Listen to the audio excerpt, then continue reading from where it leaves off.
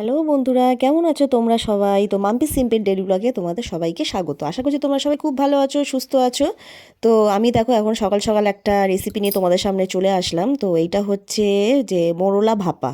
ঠিক আছে, তো আমি এখানে সব রকম আনাজ নিয়েছি। সব রকম আনাজ বলতে কি আলু, পেঁয়াজ, কাঁচা লঙ্কা, আদা রসুন বাটা, টমেটো, ঠিক আছে, কাঁচা লঙ্কা নিচ্ছি।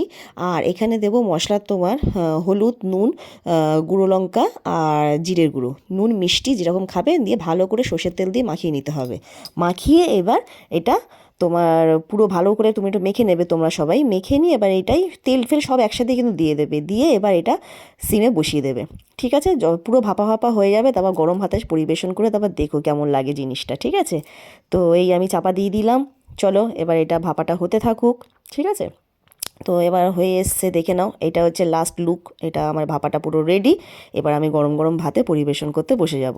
তো চলো পাতে, তো দেখতেই পাচ্ছ সব রকম আরও সব পদে রান্না করছিলাম, মেথি শাক, ডাল, তারপর আর কি করছিলাম রে, সোনা ওপারে তো ক্যামেরা করছে, উচ্ছে ভাজা।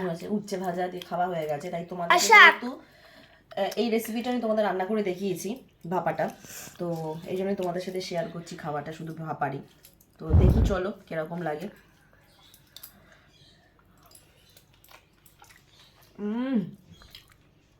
অসাধারণ হয়েছে, অসাধারণ। তোমরা প্লিজ বাড়িতে একটু ট্রাই করে দিও, ঠিক আছে? চলো।